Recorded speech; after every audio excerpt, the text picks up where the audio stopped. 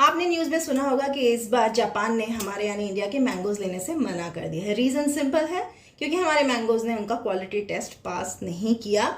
जो common paste है जिसे हम फ्रूट फ्लाइज कहते हैं, उसके लावे काफ़ी मैंगोज के बैचेस में पाए गए। इंडिया ग्लोबल प्रोड्यूसर है, लार्जेस्ट प्रोड्यूसर है मैंगोज का, और जापान की मार्केट हमारे लिए वॉल्यूम वाइज तो इतना मैटर नहीं करती, लेकिन वैल्यू वाइज ज़रूर करती है, क्योंकि इंडियन मैंगोज की जो टॉप वेराइटीज़ अल्फांसो, बागनपल्ली, केसर, ये जापान हमसे खरीदता था अच्छे रेट्स में। लेकिन अब क्वालिटी पे कॉम्प्रोमाइज़ तो कोई भी नहीं चाहेगा, इसलिए इंडिया को ये लॉस तो उठाना पड़ेगा। खैर छोड़िए, हम क्या करें, हम मैंगोज को अपने खाने के लिए सेफ कैसे करें, क्योंकि डोमेस्टिक प्रोड्यूस हम तो खाएंगे ही। सीजनल फ्रूट है, न्यूट्रिशनली बहुत रिच है, बीटा कैरोटीन का अच्छा सोर्स है, विटामिन सी का बहुत अच्छा सोर्स है। तो साल में एक बार जब मैंगो का प्रोड्यूस होता है तो यह तो खाना बनता है, लेकिन इसको कंज्यूम करने से पहले हमें कुछ सेफ्टी टिप्स पर ध्यान देना होगा।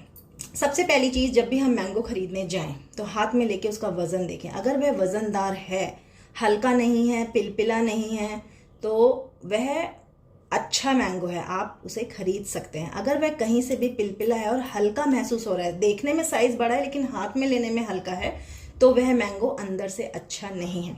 दूसरी चीज़, आप उसके सरफेस का इंस्पेक्शन कीजिए। अगर उसके सरफेस पे कहीं भी ब्लैक स्पॉट्स या आपको छेद दिखाई दे, वह मैंगो अंदर से ठीक नहीं है, उसमें मैगट्स हो सकते हैं, फ्रूट फ्लाइज के लार्वे। जैसे ये मैंगो गलती से आ गया था, इसमें देखिए कितने सारे काले छेद हैं, और इसको जब मैंने पानी में भिगो के रखा तो इसमें से अंदर से वो जो सफ़ेद रंग के कीड़े होते हैं वह निकलने शुरू हो गए।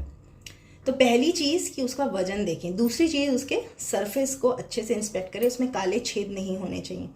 तीसरी चीज़, मैंगो कंज्यूम करने से 2-3 घंटे पहले उसको नॉर्मल टैप वाटर में भिगो कर रखें। भिगोने से जो आम का थर्मिक इफेक्ट होता है, इसकी तासीर गर्म होती है, वह कम हो जाती है, क्योंकि गर्मी के मौसम में बाहर का तापमान भी बहुत ज़्यादा है, और अगर हम गर्म चीज़ें खाएंगे तो उसी वजह से जो फोड़े फुंसियाँ निकलते हैं वही एक कारण है। इसलिए इसे पानी में ज़रूर भिगोएं 2-3 घंटे। अब कुछ लोग कहते हैं फ्रिज में रख के ठंडा करके खाते हैं, दोनों बातों में अंतर है। ठंडा तो आप इसे कर लेंगे, लेकिन इसका थर्मिक इफेक्ट फिर भी कम नहीं होगा, पानी ही इसके थर्मिक इफेक्ट को कम करेगा, तो भिगोना बहुत ज़रूरी है।